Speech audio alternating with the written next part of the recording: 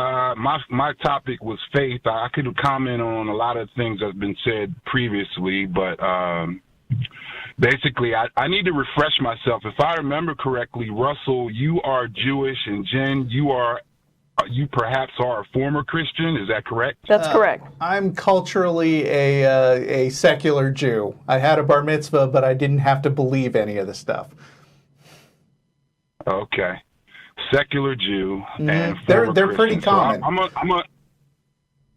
I'm gonna address Jen first of all. All right. Okay. She's my sister in the Lord because I'm a Christian. I'm not your sister in the Lord.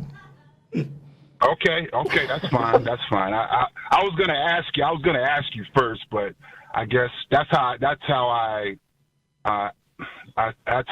I view you. I know the words. I view you as a sister, someone that has no longer has faith. Correct? I do not believe a God exists. Right. Okay. You realize that you put down your shield in this battle that we're in, this spiritual warfare that we're in, right? I'm not actually involved in any spiritual warfare. Okay. Well, when you put down what is called the shield of faith in Scripture, I'm sure you remember that, right? You remember it in the Bible where it's called the shield of faith. Yes, I'm familiar with the concept.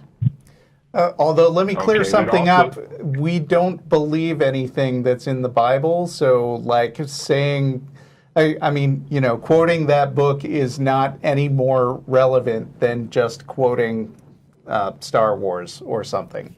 Yeah.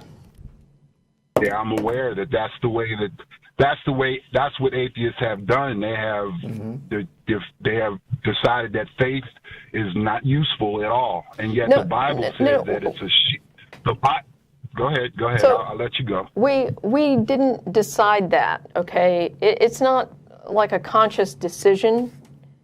What I decided to do was investigate whether my beliefs were justified. And I did that by studying the Bible, by asking questions, and trying to find what was the truth. And what I discovered at the end of that, and it wasn't like a one moment where I had this epiphany that, oh, hey, God doesn't exist. It was a long period of time. And at the end of that, I realized that whatever I believed before was not justified using science and reason. And I had to reject those beliefs because otherwise I would be intellectually dishonest. And so it wasn't a conscious choice. It was a matter of I was no longer convinced. So the problem here is not that I didn't want to believe or that I decided not to believe. It's that I don't believe. Now, let me ask you a current question. Do you currently use faith in your current affirmations of truth? No. I'm quite sure that whatever you're defining as faith is not something that I would use. Maybe we should ask you to define faith before we go on. Faith is what you trust, what you think, what you have confidence in. Oh, well, in that case, So what? I have confidence in a lot of things. That's a very broad definition of faith. Are you sure you want to box it in that way, or to open it up that way?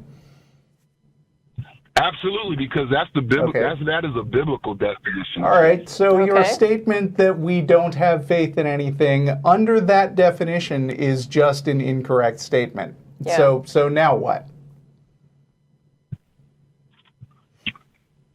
Okay.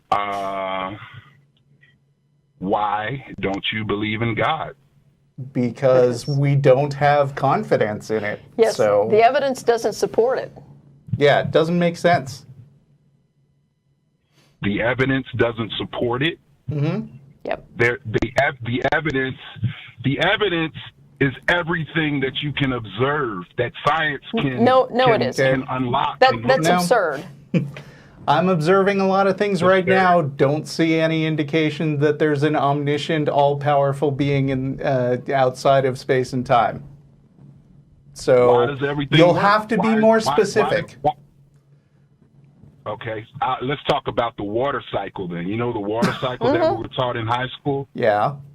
How the water moves from one state to the other, and it nourishes the things around it, and how those things work together, and see how science has shown how all of that stuff works together, and they teach it to us so that we can see that it all works together in a specific way. Yeah. My question to you is, people have observed that happening, and it's important to teach kids so that they understand reality correctly.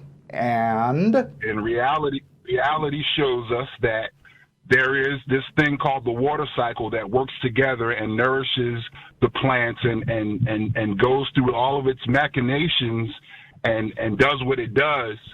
And there is a creator of that water cycle. No. Wait, you lost me. You were fine until you said, you were fine until you said, and it shows that there is a creator.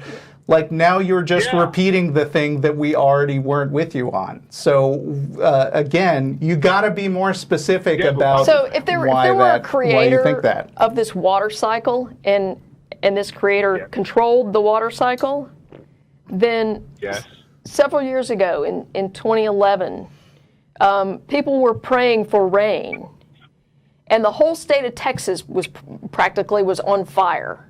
Okay. And no rain came. I mean, you could see the Bastrop. I'll tell you what, Florida got our rain now. Yeah. So Florida. Bastrop was on fire, and you could see that fire from Austin. And people were praying for rain, and no rain came. And you know how that fire got put out? Humans put that fire out. Oh, okay. So if there was a creator who controlled the water cycle, surely he could have directed a little bit of that water cycle over to Bastrop, and assuming he actually cared. Yeah, assuming he cared. Right. I mean, you get back to the Greek mythology; they're just like, ha ha, yeah, screw you. You're not sacrificing a goat, so whatever. Well, God, his answers to prayer is not always yes. Yeah, that's the get out of jail free card that every Christian tries to play. It doesn't work here. What do you mean? What do you mean by that?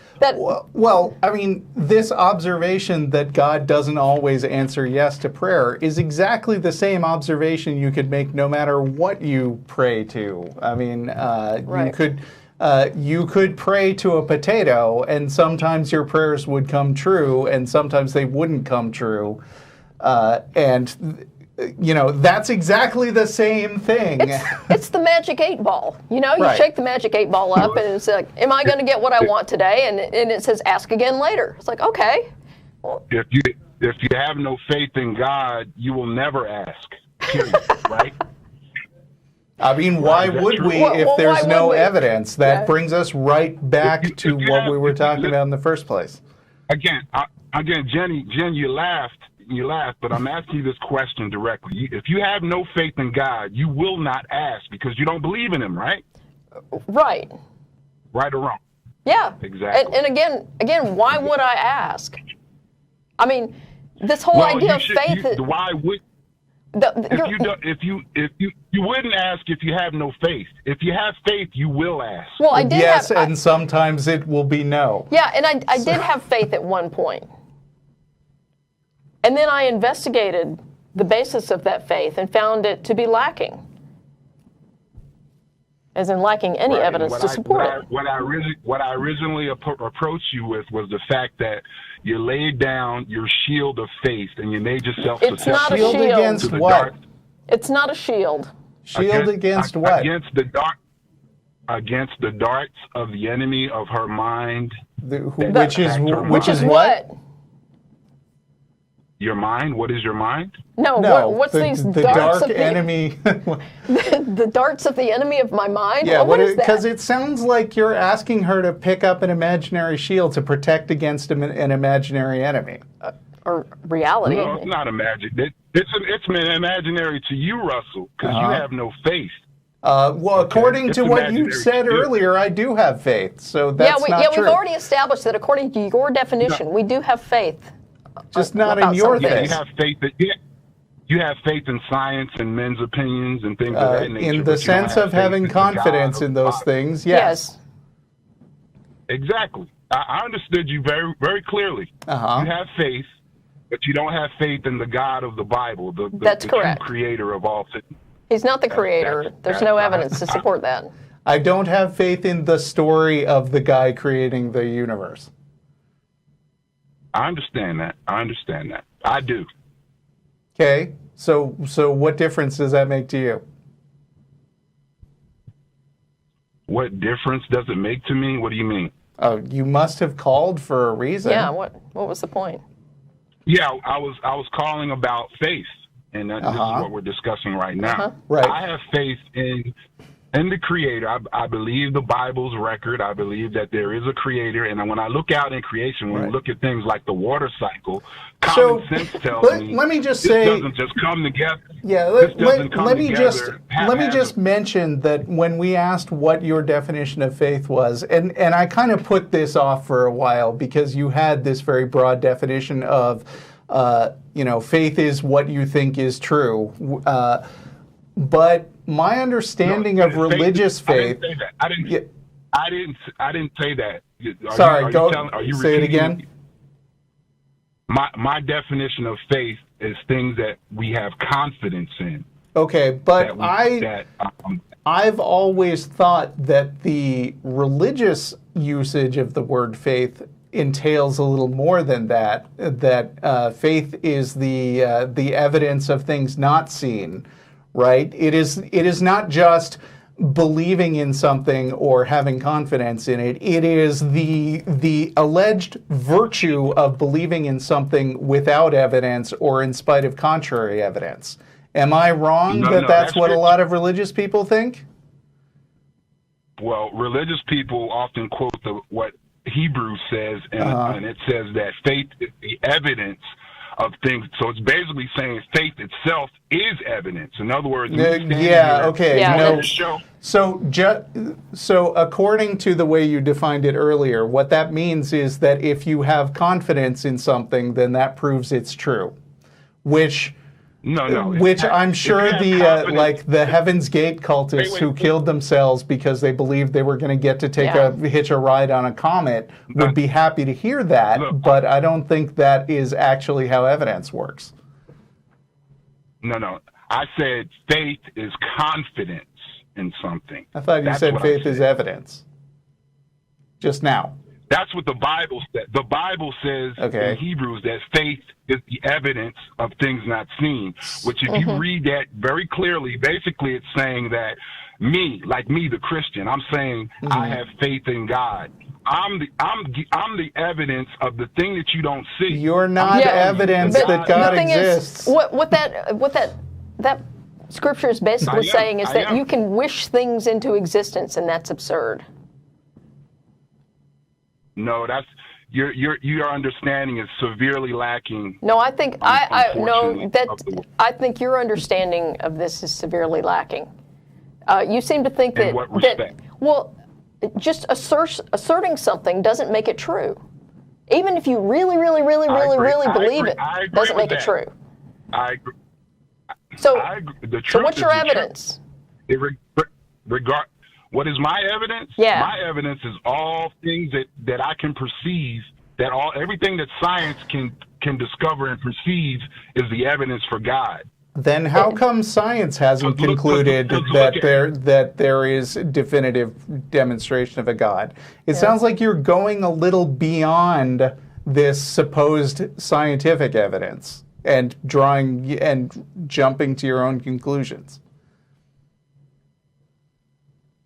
I don't care when the scientist looks at this. When the scientist looks at the water cycle, if he comes back and tells me God couldn't, I don't believe that God did that.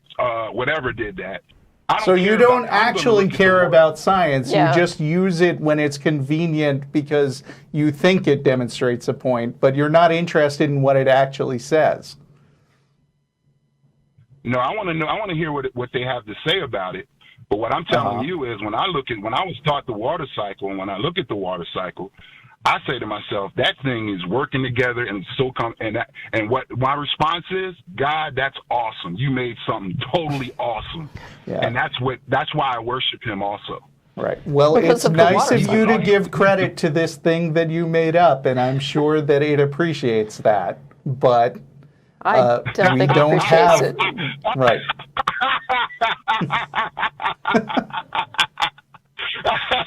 I know, I'm a riot. Russell. That's the point. Yeah. He's real. He's real. He's How do you know? Right now. Please demonstrate that with reason and evidence. I talked to him. See, you talked to him. What did he say? When did you talk to him? Today? He tells me that he loves me. Can he say that on the PA right now? Can he send that in through the phones? Yes, he is. Okay. He can do way more than that. All right. Way more than that. Well, get going, God. You got like 15 seconds.